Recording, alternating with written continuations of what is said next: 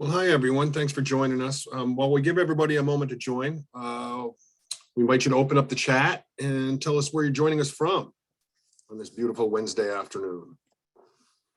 I'm here in sunny Albany, New York, myself. Heather from Syracuse, New York. Come on, folks, don't be shy. Where are you? Living in the Bronx, Matt and Keene, New Hampshire, Rochester, Chester, Connecticut, Camillus. All right, a little further west, we got Indiana, Pennsylvania, Brooklyn. Carrie from Saranac Lake, my hometown. I was just up there for the Winter Carnival this last weekend. Bristol, Vermont. A lot of folks from the Northeast here.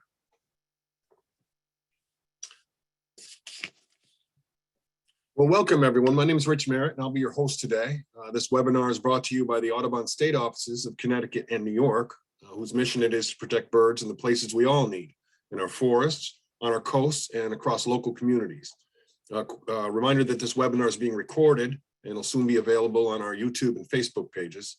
Questions are welcome in the chat box at any time, and we'll have time at the end for question and answer. Today's webinar presenter is Steve Hagenbu from Audubon, Vermont. And joining us today and to introduce our speaker is my colleague, Zach Borman. He's the Forest Program Associate for Audubon, New York. Hi, Zach. Hey, Rich. Thanks for the introduction. Before I introduce Steve, I want to let any foresters attending know that if you require SAF credits for your attendance today, you can reach out to me at my email, and I'll just put that in the chat for you. So on to Steve. Steve has worked with Audubon in a variety of roles since 1998. Currently is a senior conservation biologist and forester with Audubon Vermont's Healthy Forest Initiative. In this position, Steve works with private landowners, municipalities, foresters, land managers, and other conservation partners to promote management activities that will enhance the health and habitat value of forest land for priority bird species. He played a key role in developing the national award-winning Foresters for the Birds program, and more recently, Bird Friendly Maple. In 2009, Steve received his master's degree in conservation biology from Antioch University in New England. His graduate research investigated the implications of maple sugarbush management for neotropical migrant songbirds. When Steve's not in the woods on business, he can be found there hiking, mountain biking, backcountry skiing, and exploring with his kids. And Steve and his wife, Dana, and their 2 children live in Waterbury Center, Vermont, where they run a small farm business. Welcome, Steve. Take it away. Great. Thanks, Zach. Good afternoon, everybody, and thank you for joining us here this afternoon as well to learn more, get an insider's look at Audubon's Bird Friendly Maple program. Really appreciate folks making the time to be with us here today. I'll just start by giving a statement here for all you all that in about 15 minutes, my son is probably going to get off the bus, which will trigger both of my labs to start barking. While I hope that isn't the case, just wanted to give you the heads up that that's one of the joys of having a home office, which is where I work from. And I am located in Waterbury Center, Vermont, with, you can see behind me an image of my own woods that I use for maple syrup production, among other things. So again, thanks for being here, and let's take a dive into our Bird Friendly Maple program. So what we're going to be exploring a little bit about today, put up here in our oven bird, is taking a look at the agenda for our program. We're going to start off just kind of getting everybody on the same page with a maple sugaring primer. What is maple sugaring about? And that way we'll all be on the same page, knowing that folks are joining us today from various places where maple sugaring may or may not be an activity that takes place. Then this question around birds and maple syrup. What is the connection between these two things? They might seem somewhat disjunct from each other, but in fact, we'll learn that there's a very close association between the two of them. What is a bird-friendly maple forest, and what kinds of birds can be found there? And then we'll wrap up with how to identify different bird-friendly maple products and give you some kind of a heads up on where you can search for those products if you're interested in purchasing them. So as we here in February, kind of the mid part of February, we're still certainly in the midst of winter here in the North Country, but we are in that period of time that's the transition from winter into spring. And the images that you see here are somewhat common images that we start to see happening around the landscape, especially in northern New England, New York, and even in the mid-Atlantic states, the upper Midwest. These are things that we can expect to find this time of year as people are starting to get ready to make their maple syrup and other maple products. Just some of the images we see. These are all images from Audubon, Vermont's Green Mountain Audubon Center, which is located in Huntington, Vermont, where we make maple syrup as well. So just real quick on the kind of the hows of maple syrup production. On the left image there, you'll see a picture of myself actually in the process of tapping a tree. We call tapping a tree when we take a drill and we drill a very small hole into the part of the tree where the sap will start to flow when we have the right weather conditions. And those conditions would be daytime temperatures that are up into the 40s, well above freezing, but nighttime temperatures that still drop below freezing. When we get that freeze thaw cycle happening, we start to see the sap moving within the maple trees, and it'll come out of any opening in that tree, whether it be a branch that a squirrel broke off, or in our case, the holes that we've drilled into there.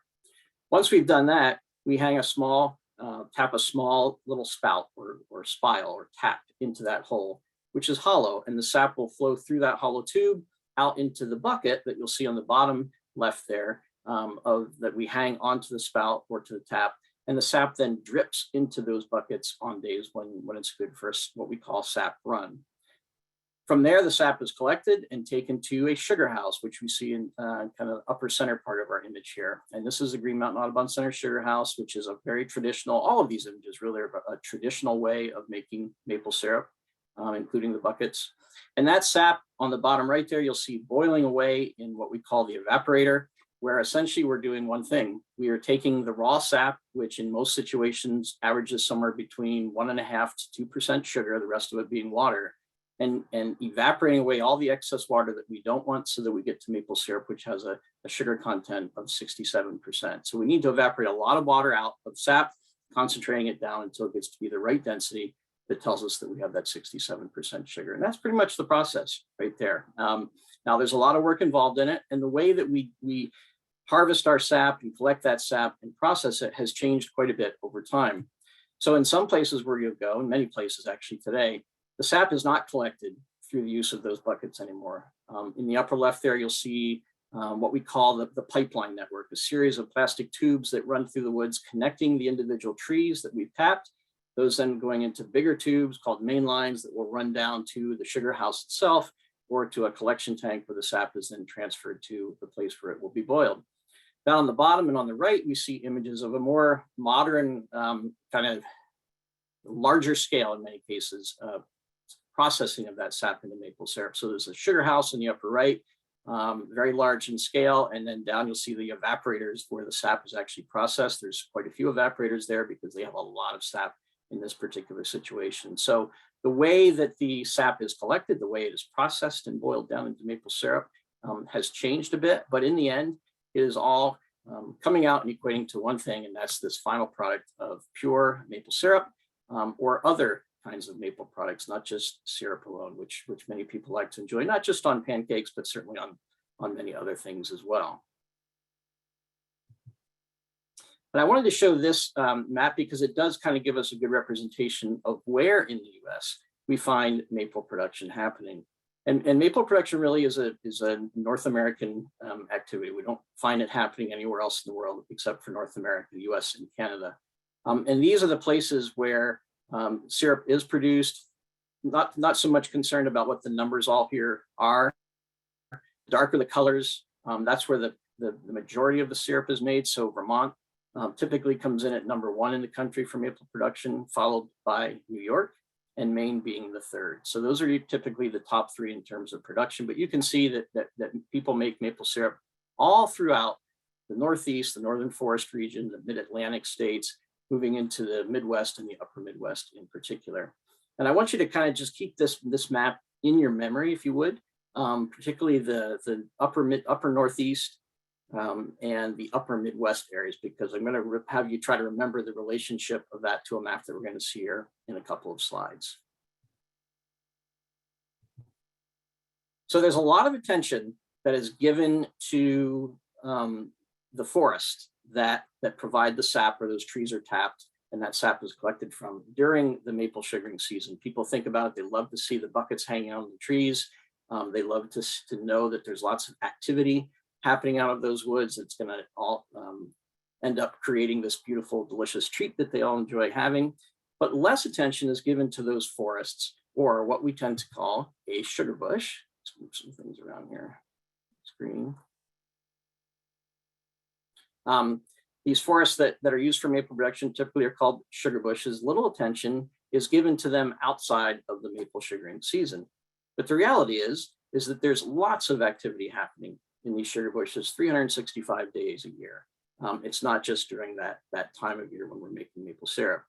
And a sugar bush, just to kind of frame that as well, it's not a shrub or a bush. It's simply the name for a forest, typically that has a high percentage of maple trees that is managed and used for the production of maple syrup. So here in Vermont and northern New York in particular, we tend to find forests that has sugar maple as one of the dominant species. American beech is another one. Yellow birch would be another dominant species. Typically, we find in these forests.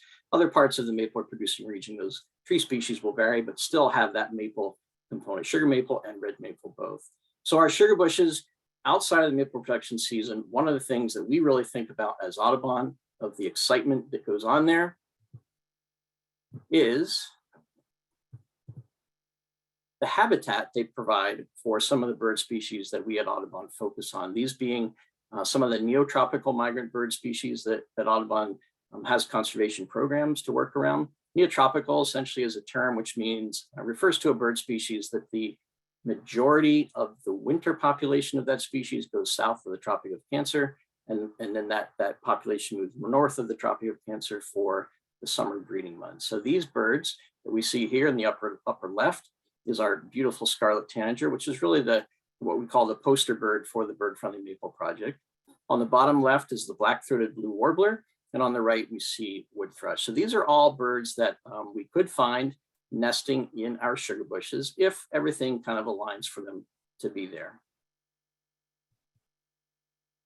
And really the importance of our sugar bushes to birds is to be illustrated by this map here. And so this map is showing us the results of a program called the North American Breeding Bird Survey, which is one of the longest running bird survey programs that we have going on here in this country.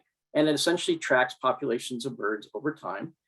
These are the results of the study that are specific to forest birds. So the darker the color, the greater the number of forest birds that have been encountered on survey routes. So if you look at where the darker colors are here, they're in northern New England and New York, down through Pennsylvania, kind of stretching down through the Appalachian Mountains and the upper Midwest. And this is where I'd like you to think back to the map that I showed earlier where maple production happens. And you'll see that pretty much the high, what we call species richness, high numbers of bird species that we find in our forest correlate very well with the places where maple syrup production happens here in the country.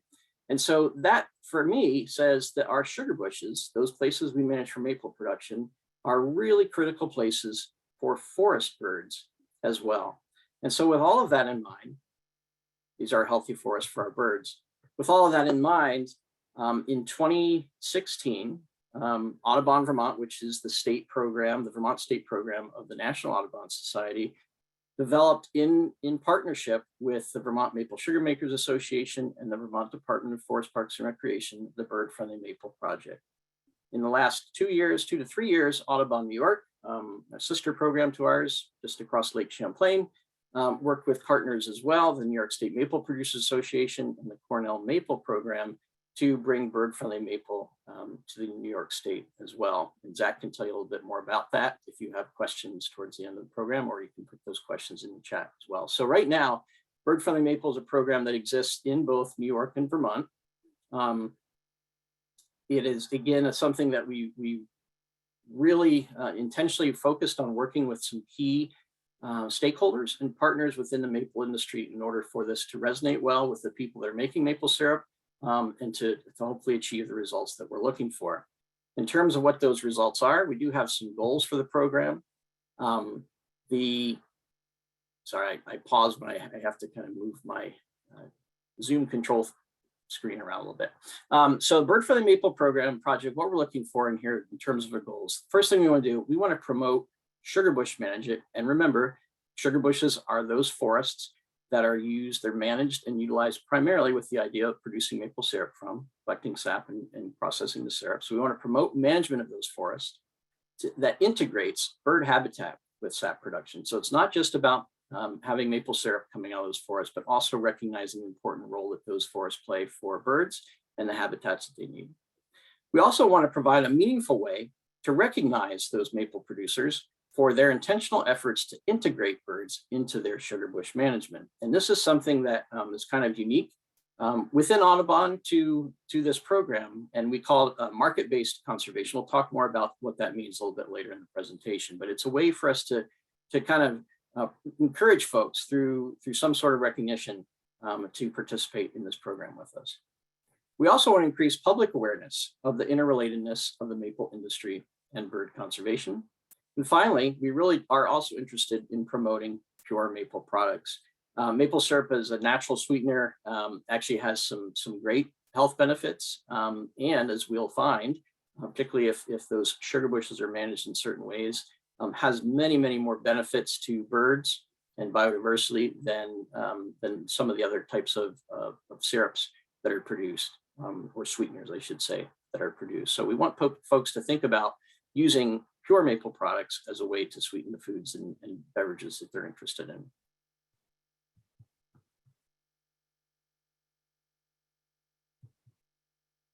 So of all the things that we talk about today, perhaps one of the most important points or messages that I hope everybody leaves here today with is this: sugar bushes are inherently good for birds because they keep forest as forest.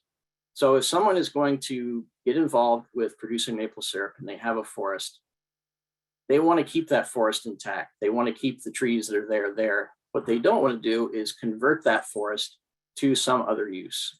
They don't want to parcelize it and sell it off into different lots. They want to keep that forest there.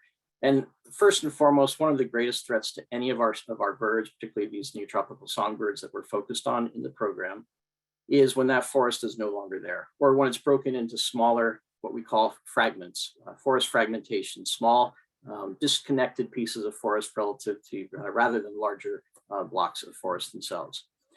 So it would be normal at this point if you're kind of wondering to yourself, okay, so if these sugar bushes and then maple sugaring by extension is good for birds, then what's this bird-friendly maple all about? Or perhaps you're wondering to yourself, wouldn't all maple syrup production be good for birds if you're saying that sugar bushes are inherently good for them? But the answer to that question is yes and no. Really, what it comes down to is how well those forests are managed, or in what way those forests are managed, and whether or not the habitat needs of these migratory songbirds are going to be accommodated.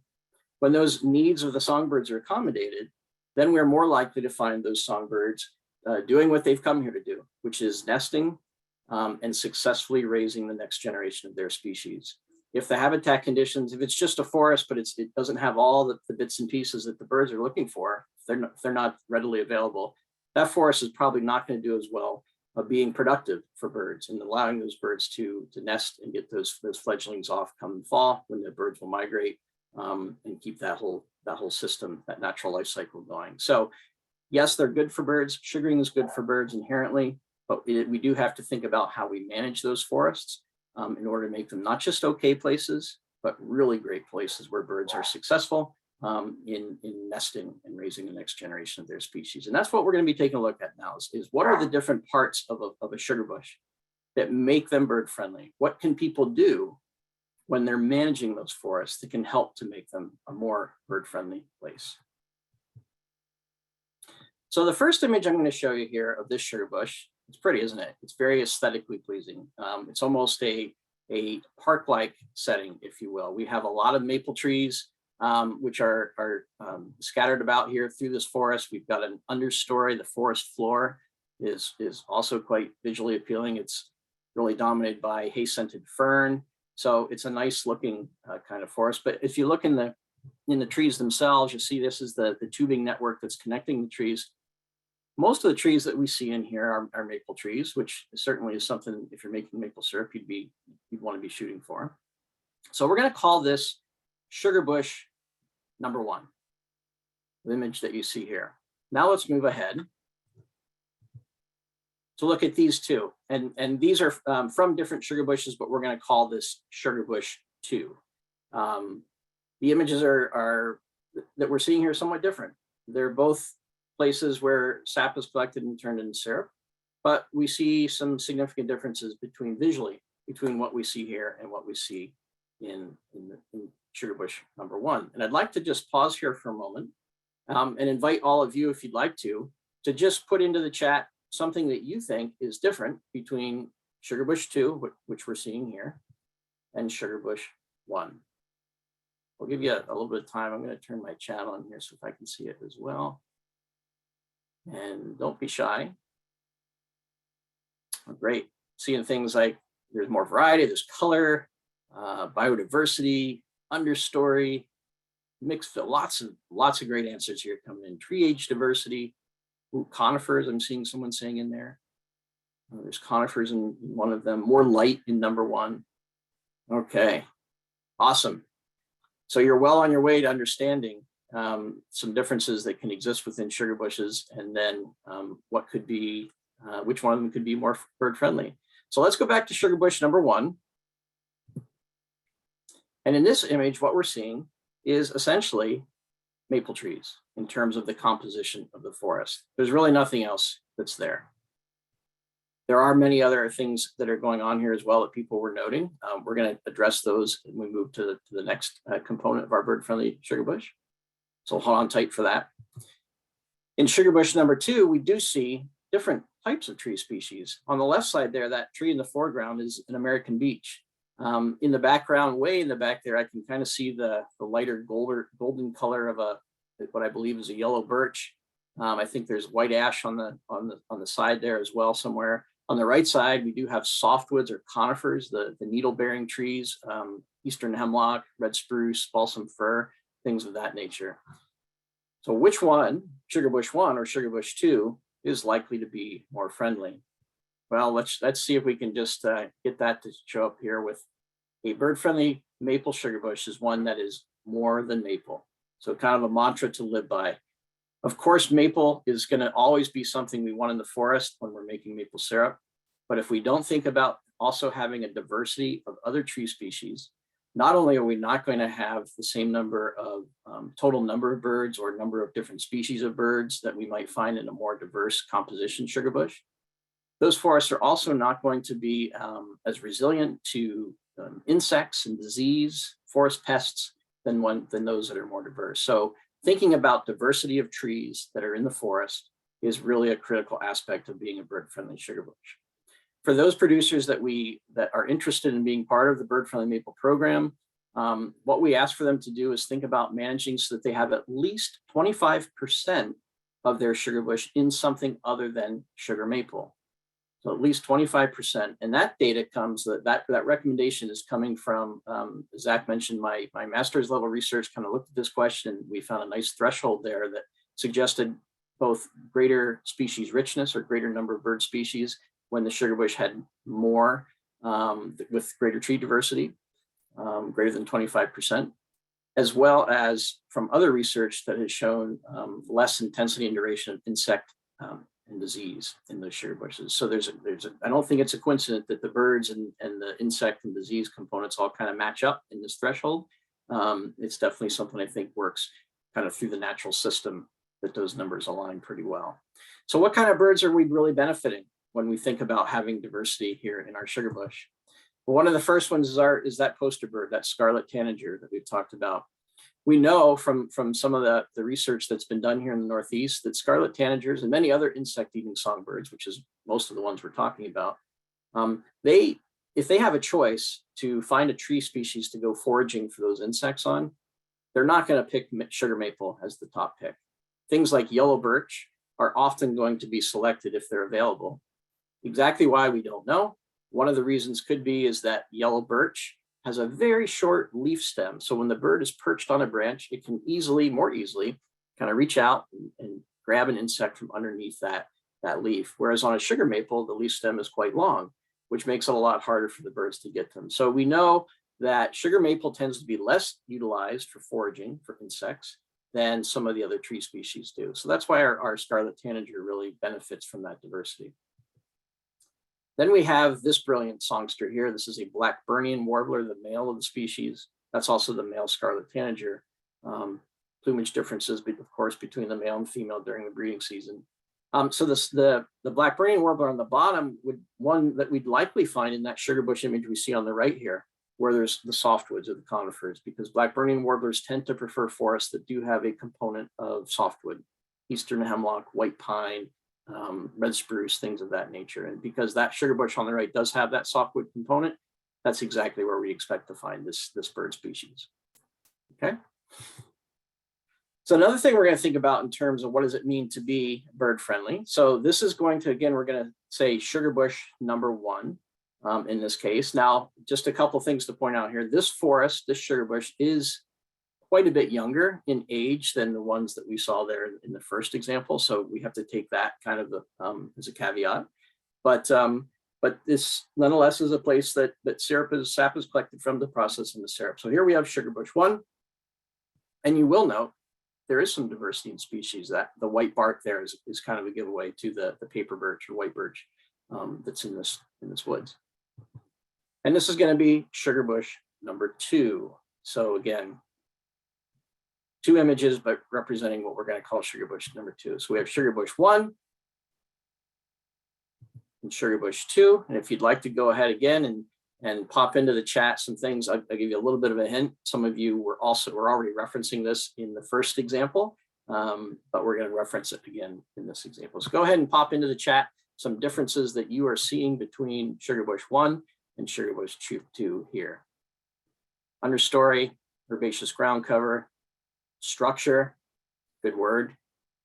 So more diversity in shrub layer in number 2, no understory in number 1. Kind of all the same. Excellent. Okay, so folks are multi-aged. Excellent. You got it. All right, so for this example, what we're thinking about for our bird-friendly sugar bush is thinking in like a layer cake. So in our forests, we can have the kind of forest like we see here in number 1, where it's essentially just the trees that form the canopy of the forest. There's really nothing else that's there. But in these images, we see that there's different layers. In fact, we look at the forest from our bird habitat perspective, really in 3 different layers. The first is closest to the ground, what we see most of all on the left here. This is the plant you see underneath the blue tubing there is mostly something called hobblebush. And hobblebush is a native shrub that grows here in the Northeast, particularly northern New England, at mid or higher elevations typically. And it grows, it's called hobblebush because it grows in very dense, thick mats, as you can see right here. So when you're trying to walk through it, it can almost hobble you because it's the way the branches all entangle with each other. And that understory, that hobblebush is in the understory layer that we define as a layer from about ground level to about head height, 5, 6 feet tall. And we have birds that really need that. We're going to find out who those, at least one of those are here in just a moment. On the right side, we're seeing the next layer, what we call mid-story. So this is everything from about head height, 5, 6 feet, up to about 30 feet. So that's in many cases, midway up through the canopy of the forest. And in these places, we find a different suite of birds. So birds are kind of partitioning themselves out in the forest to find the places that match their nesting and foraging places. They can't all use the same layers of the forest. So birds will separate themselves out to use these different layers. When it comes to managing these forests, sometimes we don't always find understory and mid-story in a sugar bush that's been extensively managed. The reason being, you can imagine on the left side there, if you were trying to install this pipeline system, or if you're going around and you're working to just check on things, or it's tapping season, or you're checking for any leaks that might be in your tubing because squirrels might have chewed on them, it's a lot harder to walk through some of that stuff when it's densely growing as you see it here. So sometimes it's cleared out. Clearing that understory is cleared out, especially in where the bigger tube runs called the main line, just to make it easier to install that stuff. But from a bird perspective, that's not something that we would find desirable because we have birds like this one. Oh, there's our layer cake. This is our black-throated blue warbler that we saw earlier on. Very common bird in a sugar bush if we have a nice, well-developed understory layer, at least in patches. It doesn't have to be everywhere. but there have to be patches of good understory layer, like we see here on the left, this hobblebush, because that is where this bird will nest, really. And in fact, hobblebush, if it's there, we can almost guarantee that somewhere in the hobblebush, a black-throated blue warbler is going to nest. I've found numerous nests over the years of this species utilizing that hobblebush because it's the exact, as someone mentioned in their answer, it's the structure in the forest that bird is looking for. But in the absence of that understory layer, we often don't find the black-throated blue warbler in our sugar bushes. The next bird we're going to look at is another one that we got to meet earlier on. That's our wood thrush. And the wood thrush tends to nest in the layers that we see more on the right side, that mid-story layer. So that 6 to 20 foot layer is typically where wood thrush will be found. It's typically where birds like red-eyed vireo, one of the more common species, neotropical migrants in our sugar bushes, is going to be found. So it's a really critical that we have this different layers, this layer cake effect going on in our sugar bush so that we can accommodate these different bird species. Not only that, but if we want to think about the long-term sustainability of these sugar bushes so that they can be producing maple syrup well into the future, we have to think about what's the next cohort, what's the next forest, where is it coming from? And if we're clearing out all the young trees that are trying to grow in the understory, we're taking away that opportunity for trees to kind of move on through the mid-story and then eventually up into the canopy as well. So just from an overall forest health perspective, we'd like to have a variety of structures, a variety of layers of vegetation that are all part of the natural forest.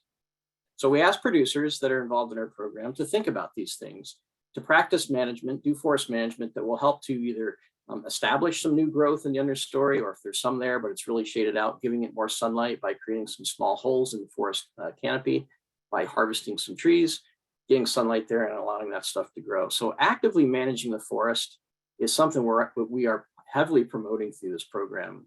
Just leaving the forest alone can also work, but it's not going to create some of these attributes that we're looking for on a time scale that we really need, which is now. Okay, so from here on, we're just going to kind of point out the things that we look for, and we've got some kind of the mantras here in the upper part of the slide with the quotations around them. So dead wood is good wood. Of course, the living parts of the forest are absolutely the necessity, but not to be overlooked are the dead parts, the dead wood as well. Both the standing dead wood, like we see on the left, in the form of what we call snags, which are standing completely dead trees, or another term we often use are cavity trees. Cavity trees can be live or dead trees that have holes in them, whether they were excavated by a bird or they're naturally occurring holes that birds can either use for nesting in, or that they have used to try to find insects, particularly in those snags, the dead wood that the insects may be in, and the birds will go looking for them.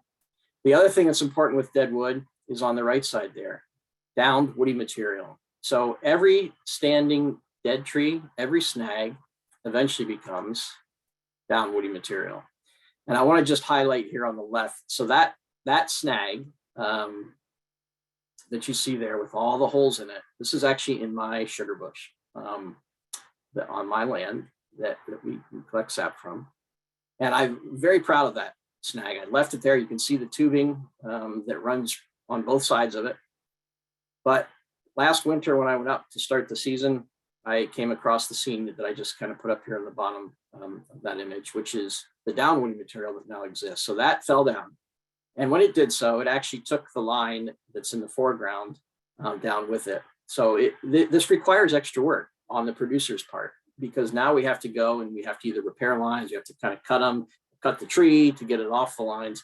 But it's us as humans working within natural systems, the forest and the forest processes. And this is all natural stuff. So we have to be willing, in my mind, to be able to work within that system, even if it sometimes requires more work. The one on the right, the down woody material, very large tree, obviously, that has come down. That also is in a sugar bush and provides a myriad of services, not only to birds, but to the forest ecosystem. Of course, those things will eventually rot away and nutrients will be recycled back into the ground. When we leave the tops of trees, if the trees come down, we have the fine branches, they can help protect the seedlings that are growing in the understory so that things like deer can't come and eat all the young growth and take away that understory that the birds are looking for. So there's lots of other ecological benefits beyond birds to this dead wood, but highlighting some of the birds that we think about here. The first one For our snags and cavity trees, these are our pileated woodpeckers, which you can see. Pretty cool to find that image where a bunch of them were on the same tree. And in fact, the holes on that snag on the left were holes that were their feeding cavities that were excavated by pileated woodpeckers. So when you see those big oval holes like you find there, those are designed or were done for the purpose of feeding, not necessarily for nesting in, because they're a little big. Birds don't, when they're excavating for a nest, they don't want a really big hole. They want something that's smaller they can kind of just squeeze themselves into. So those are the feeding cavities. And then for the downwoody material, we've got the one bird that's really not a songbird. This is a game species, the ruffed grouse, or in some places known as the partridge. And ruffed grouse utilize, the males will get up on those pieces of downwoody material, those logs, and do drumming. So they're not songsters, so they're not singing to attract mates. They get up there, they start hitting their wings against their sides, they start doing faster and faster and faster until it makes a drumming sound. And almost if you're out in the woods and you kind of think off the distance, you hear somebody's trying to pull start a lawnmower, kind of sound to it, but it's really the ruffed grouse doing its drumming in the springtime. So that downwoody material becomes important for that species in particular. And then the last thing we're going to look at here with this is saying yes to native plants, which means we're saying no to non-native, or also referred to many times as invasive plants. Now in sugar bushes, there typically isn't a lot of planting that is happening. We rely really on natural regeneration of the forest to get new growth coming in. But nonetheless, planting of non-native plants, like here we see on the left is a Japanese barberry, and on the right we have a honeysuckle species. Those are things that have been kind of historically used in ornamental planting, and those escape and the seeds get transported, sometimes even by birds, unfortunately, into the forest, into the interior of the forest, and those plants get a chance to get established and grow. And there's lots of ecological issues when we have a very heavy non-native plant infestation in our forest. One of the big ones for birds that we think about, both of these plants produce a fruit, especially the honeysuckle. It's a soft mast, we call it, so it's a soft fruit. And birds, as they get ready for their fall migration, they eat a lot of soft mast. So they're eating insects most of the time they're here, and then they start to add more fruit to their diet. And they're going to find what they can, whatever is available. And if we have these non-native plants producing a lot of fruit, the birds are likely to eat them. And in many cases, it's been shown that the fruit of the non-native plants just are not of the same nutritional quality as the native fruits. Therefore, the birds are not necessarily leaving here in the Northeast when they head out in migration in the same level of fitness or health as they might be if they were eating native plant, the fruit of native plants. The other important thing about non-natives is that they don't host the same diversity of native insects.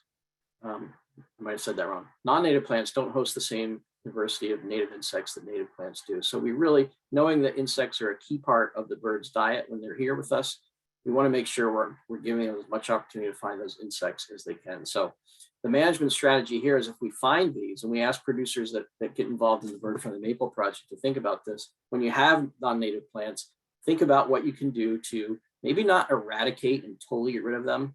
In certain situations, that may be almost impossible. In other situations, if you don't have a lot of them, you can manage them and control them.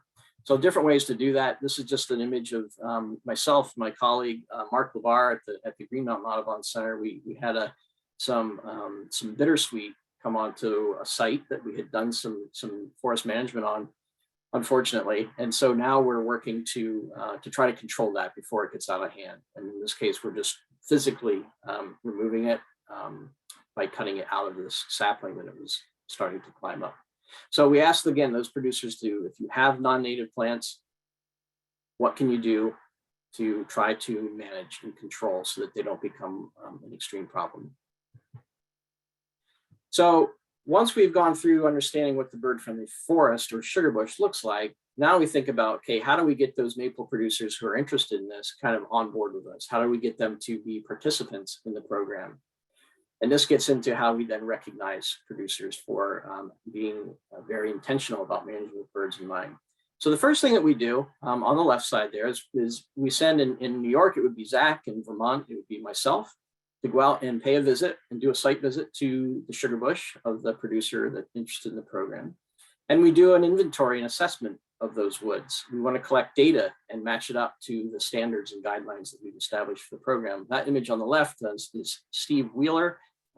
He's the owner of Jed's Maple Products in Derby, Vermont, one of the earlier producers in the Vermont program. He was helping me do an inventory there. He's measuring the diameter of one of the trees in his forest, which is a metric we collect.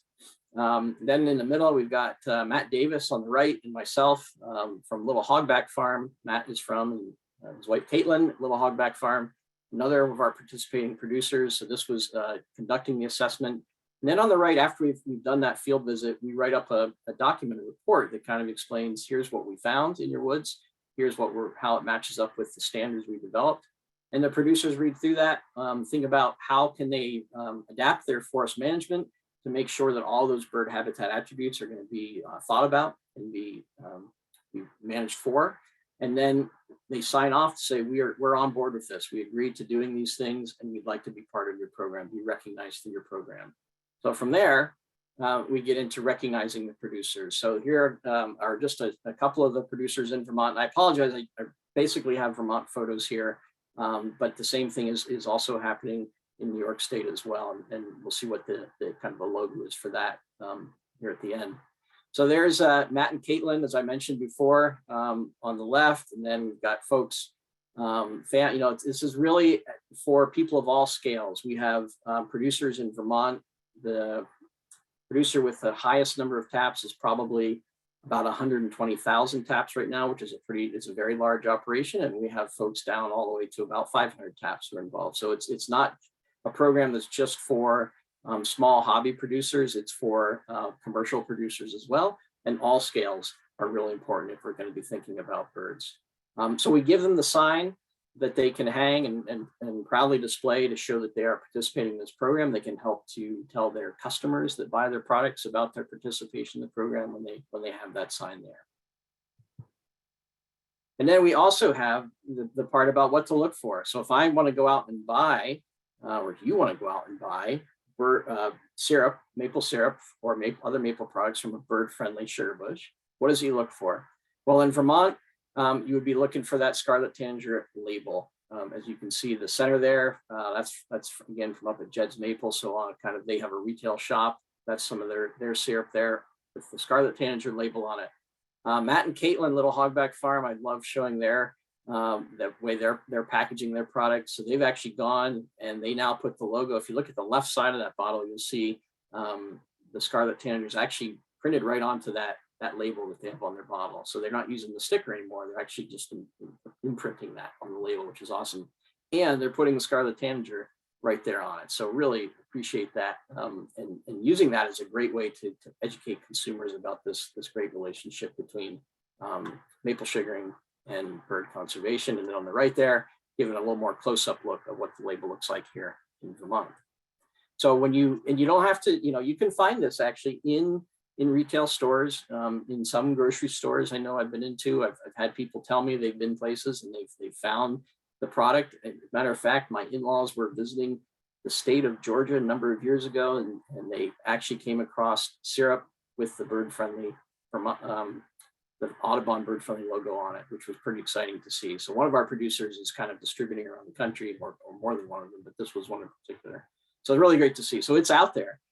It may not be in all the places that you go when you go shopping for maple syrup, but it's something that you could start asking if your shop isn't carrying these things.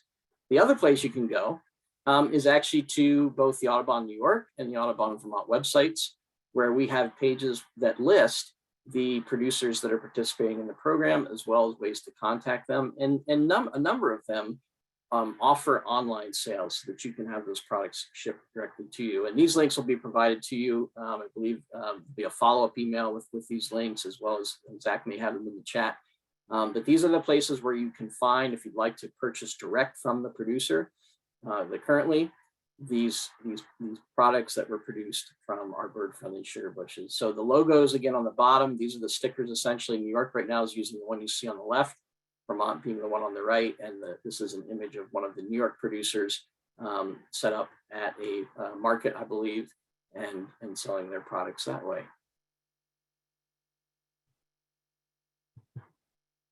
And that pretty much wraps it up. That is the insider's look at the Bird Friendly Maple Project. And I certainly welcome any questions that folks have at this time. Again, if you would like to reach out and with more specific questions to either Zach or I, we will provide that contact information as well. And we can go into a lot deeper dive on any of these things if folks are interested. But at this time, I'm going to go ahead and stop sharing my screen. And I'll turn it back over to you, Zach, so that we can start to find out what kind of questions folks are having. Steve, that was a wonderful presentation. Thank you. I thank you for that today. I hope everyone else did too. So like we said earlier, if you have any questions, please enter them in the chat. We'll get to as many as we can with the time we have remaining. And Zach, should turn your camera on and pitch the first question to Steve. Yeah, thanks, Rich. So we've got a few questions that are kind of along similar lines here. So Matt asks, does the 25% cover apply to trees only, or do shrubs and other woody plants count? And I think people have some other questions about what other shrubs and woody plants would count in that understory cover. Okay, yeah, so there's kind of two things, two questions maybe in there that got aligned together. So the 25% figure that I gave was when it comes to the composition of the forest, right? We want to see a sugar bush that has at least 25% of its composition in something other than sugar maple. When it comes to the understory and the mid-story structure that we have there, right? We want to encourage producers to think about management that will help promote that growth. We are looking for this. We have the same kind of number. We'd like to see on average at least 20% cover in these, 25% cover in these different layers, understory, mid-story. So what qualifies in there, it would be shrubs, seedlings, saplings, really any woody stemmed vegetation counts there, something that a bird could physically place its nest in and it would support their nest. The ferns that we saw earlier on in the presentation, the hastened fern, typically are not what we would count. So that was like 100% cover of ferns. That really is not what we're looking for. We want woody stem plants to provide that structure. Now, some birds will nest. We find nests of things like veery or hermit thrush, sometimes down in the ferns, but really what we want are seedlings, saplings, and native shrubs to make up that percent cover. Steve, we got a couple of questions that are also maybe multiple because they came up a few different ways. But one was like Kathy asked, how do you convince landowners to keep the understory if it makes getting to the taps and tubing more difficult? And sort of related to that, asked a couple of times, is do like larger mammals like run into that tubing, you know, like moose and deer, and like tear things apart? Yeah. Well, to the first point there, it really, you know, what we can do is we can provide a perspective of why having that regeneration, as it's often called, that understory growth of trees and shrubs, why it's important to songbirds, why it's important to forest health as the next generation forest, next cohort forest coming in there. Ultimately, it's up to the individual producers whether or not they find that to be something that they're willing to accommodate.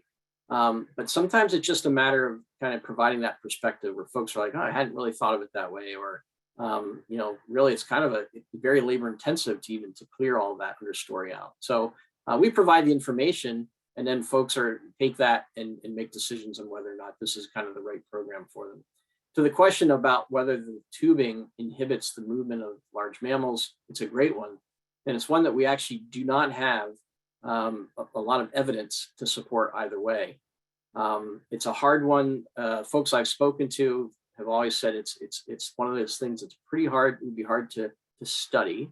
I don't think it's impossible, but it's hard, and it hasn't really happened yet, although a lot of people would like it to. So kind of as a, you know, like depending on how high that tubing is off the ground, a moose could go over it. If it's a little higher, a deer could go under it. Sometimes though, it's right in the way, and certainly moose and deer both have been known to take things down. So you could raise your tubing up higher and then make it a lot easier for wildlife to move under it. If you put it down too low, it tends to get buried in the snowpack, which is not something you want early in the season. So, you know, there's lots of unknowns with some of these things yet. and that's one of them, is just what is the real-time effect of that? In many cases, we're talking about hundreds of miles of tubing in some of these larger sugar bushes. What does that have, the effect of that on, not so much birds, I don't think, but on mammals, large mammals in particular. Great. I've got another question for you, Steve, from a familiar name out of Connecticut. Eric asks, I think I heard you say that actively managing your forest can enhance the structural attributes that the birds you mentioned can use in a time frame that is useful. Can you talk a little bit more about that?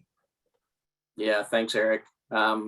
So when you're actively managing that forest today, we can start to develop some of those structural features that we're looking for. Again, we're creating some small openings in the canopy of the forest, allowing sunlight to get down on the forest floor. That's what we want. We want to encourage that new growth.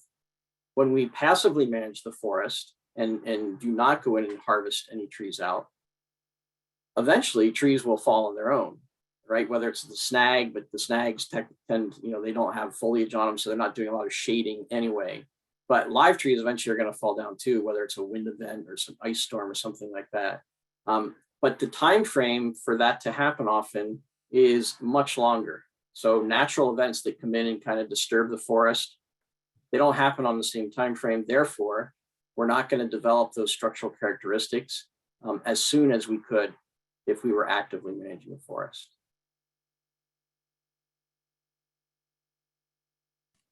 And from the perspective of habitat, right, we want that habitat now. Some of these birds are definitely in need of assistance in terms of their population. So we don't want to wait another 50 years or 25 years on the lower end before something might happen naturally to kind of open up that canopy and allow that regeneration to occur.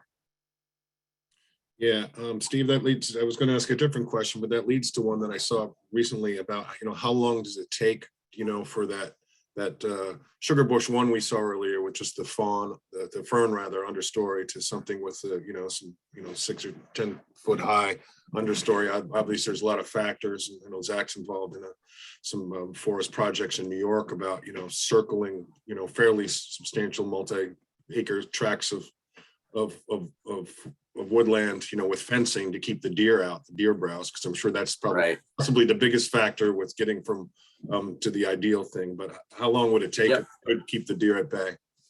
Yeah, great question. Again, it depends on a lot of factors, like you said.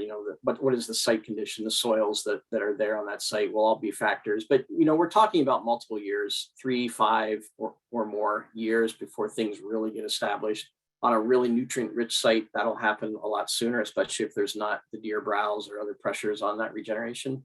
But it takes time. We as humans, we have especially in today's world, we have this instantaneous need for everything, right? We have information needs. I want it now, so I grab my phone. I want things now. Forests are different. Forests work in forest time, and it's not always a time that matches with the way we think things should occur. So we have to be patient. We have to make sure that we understand what forest time is and how long it will take for these things to happen. So don't look for the forest to change overnight. It's always changing, but it's changing sometimes very subtly and very slowly. And even when there's dramatic things that affect the forest, it can still take years before new growth really gets going to the point that it's meeting the needs of the birds. Okay, Steve, we've got another one for you that I think speaks to maybe some of the concerns about people who are interested in participating in the program, but they might be leasing a sugar bush or buying syrup in bulk. So Adam asks, if I'm a participant in the program, but also buy bulk syrup from another non-participating producer, can I still use the sticker, call myself a participant? Yeah, and that question comes up a number of times. And the answer really right now, the way the program is set up is that any syrup that someone is going to label as bird friendly really has to be coming from a forest that is being managed to intentionally for birds. So in the case of a lease, or if I'm buying syrup from someone else, really we don't want that syrup unless we've gone in and done the assessment and work on those woods to be labeled as such. That said, I'm pretty sure it's happening in certain places. And we haven't really we haven't cracked down on that right now. I mean, the key thing, we're trying to improve conditions for birds. We're trying to make sure that the forest is healthy, and we're trying to provide a way for producers to promote themselves and to stand out. But it's something we want to kind of keep tabs on and really encourage people to do what we're, implementing the kinds of activities that we're encouraging. Good. Got a couple of questions about how to recommend to some local maple producing farms that they know of, how to introduce them to this program that they might not know about. And at the same time too, of one of our forestry friends, one of our foresters, do we have any resources for foresters to be involved in this program or to use these concepts? Yeah, so a lot of the guidelines and recommendations for bird-friendly sugarbush management are in line with the same things that Audubon has been promoting through its Healthy Forest Initiative now for many years. We're really trying to diversify structure and composition in the forest. And we have some handouts specifically on this program and brochures, but it's not really a technical bit of information. Zach just put in there kind of some landowner guides that we have in both New York and Vermont. We also have our in Vermont Foresters for the Birds information. But what we're actually working on right now, and I know there's some other groups here in Vermont, Vermont Department of Forest Parks and Recreation, one of our key partners, is actually working on a project right now called Healthy Forest, Healthy Sugarbushes, kind of coming up with best management practices. And we look forward to working with them on that, so that some of this messaging is getting out more to the professional forester audience. Again, it's really around just managing a healthy forest, and many foresters know how to do that when their clients ask for it, or they can just kind of encourage their clients to do that as well. But that's the key. And so look forward to seeing more resources coming online over time that can speak more to that. Really quick question. It was just asked a couple of times. They were asking just about the tubing and such. And is that left up year round? It was seen in some of the, it is, okay. Yeah, it is. So it's, yeah. So the buckets, if people are using buckets, those come down. The tubing stays up, but what does come out is the tap that goes into the hole. That gets pulled at the end of the season, but stays there, hangs there in the woods. We want that hole in the tree to be able to heal up and seal itself off, and a real healthy, vigorous tree will do that within a growing season. Start to, you go back next year and you can still see where that hole was, but it's already got tissue there that's grown back in place and kind of blocking it off, because we don't want any disease to get in there and negatively impact the tree. But it would be a lot of work to take all of that down annually and go back, and it takes enough as it is just to tap the trees on these large woods. But yeah, so it does stay up. Hey, Steve, we probably only got time for one more question, and it's pretty popular today. We got a lot of them. I'm sure we haven't gotten to. So folks, if we haven't got to your question and you've got a burning desire to get it answered, I'll drop into the chat right now. The email addresses from Audubon, Connecticut and Audubon, New York. You can send us an email. We can send it to Steve or Zach and make sure you get answered in the coming days. But we got time for one more question. Hey, Steve, one more question here from a few folks who are interested in who to reach out to for this program and kind of what the timeline looks like for getting producers recognized for the program. Yeah. As I mentioned, it's in New York, it would be Zach here, and in Vermont, it would be myself. And we'll have those again, if we don't have them up there yet, get those emails in the chat. I think, Rich, you also mentioned maybe sending out some links to folks who registered as well. We can include those in that. The timeline, really, what we want to be doing our visits with producers during the growing season, leaf-on season, so that we can really see that structure ideally. So say we do that in summer 2022, Zach and I both have other things on our plate, so we kind of have a busy time, but we get around to reports in the winter So typically I try to, before the next maple season, if I visit 2022 before sugaring 2023, get everybody there reporting and get them lined up and on board if they're interested before that happens. And I think the same is probably true in New York. Well, Steve, Whenever possible. we will be sending out an email to all registrants in the next couple of days, thanks to our amazing communication staff. But Steve, I want to thank you so much for this, for presenting today. I think everybody was very interested in this. We had a great turnout, and thank you, Zach, for joining us.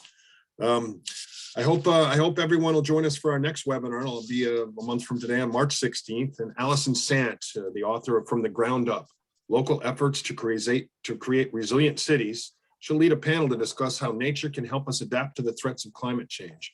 And thanks again, everyone, for joining us today. And thanks again, Steve and Zach. You bet. Thank you all for being here. Bye-bye.